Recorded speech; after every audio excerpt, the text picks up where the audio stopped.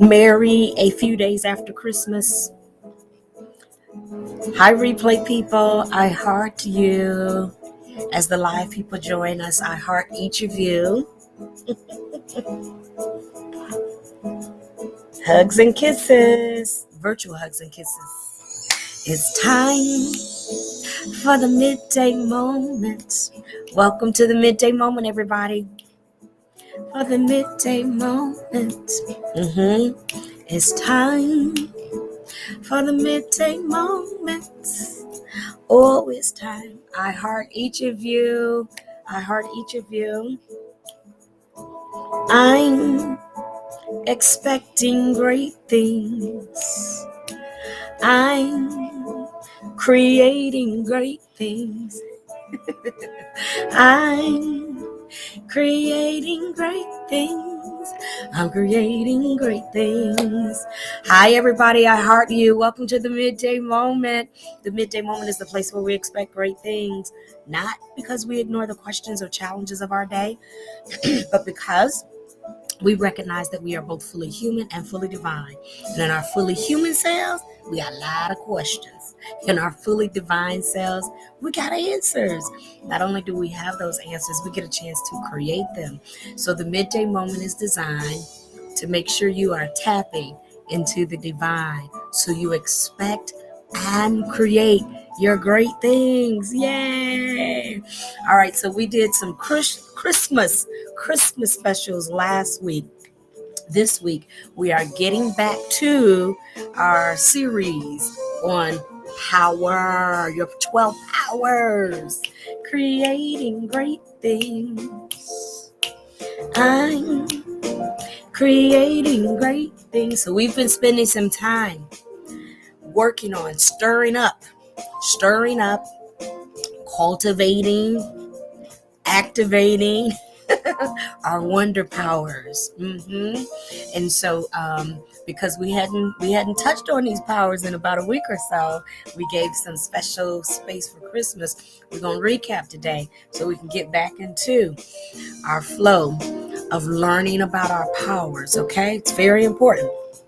You're at a great time, a great moment where we reflect on what was, what has been. We get a chance to release, let go, and jump into a new year. Yeah? And so along with that, we're going to activate our wonder powers. Yeah. Okay? I heart each of you. I heart you. I heart you. I heart you. All right. Say thank you, theme song. Thank you, theme song. All right. So as we activate our wonder powers, let me just do a quick recap to just kind of pull us all together again as we get ready to end this year and go into a new year. So we have been studying Charles Fillmore's 12 powers. In fact, Charles Fillmore says that everybody's got these 12 powers. Some of us have we certainly have unique things, we do. I have a niece who just graduated with her license for skincare and makeup and everything. That's my niece. That ain't me, okay? I mean, I do a little and I'm done. Okay? No Hollywood stuff right here. Just and I'm done. And so we have unique talents and unique gifts that we express in the earth. But these 12 powers, everybody's got them. And so it's important that you learn to activate, you embrace these 12 powers and activate them, because if you're going to live your best life, if you're going to live life and that more abundantly, this is how you do it. You activate your 12 powers. At least this is one of your avenues to experiencing your best life, to graduating to just different levels of goodness, different expressions of goodness in your life. Okay, so here's your quick recap, y'all, because we gotta build. We're like halfway there. Okay, so we started out with activating your wonder power of faith. And faith is connected, it's correlated with the understanding of the pineal gland. That's the part of the body that we correlate faith with, the pineal gland that releases it releases melatonin. naturally and spiritually, so that you can walk through the night season. All right. That's the wonder power of faith. And so we spent a whole week on faith. And then from there, we went to the back, the wonder power of strength. So we went from faith to strength, the wonder power of strength in the lower back, and talked about what it means for you to activate your wonder power of strength. And that means you got to be careful about how you lift. You shouldn't be trying to lift everything by yourself. You need partners, you need collaborations, you need networking. Yes. And so we talked about the small back and activating your wonder power of strength. We also talked about activating your wonder power of wisdom in the pit of your stomach. Wisdom is the principal thing. And with that, we encouraged you that there in the pit of your stomach, as you intake food and allow the food to digest, so that then nutrition can be intelligently distributed throughout the body.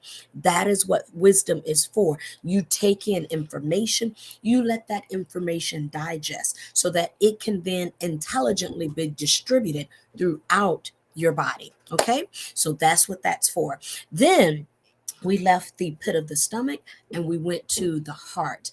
In your heart, certainly you have a heart that beats, but what's essentially important about that heart, or one of the essential understandings about the heart, is that it is supported by a system.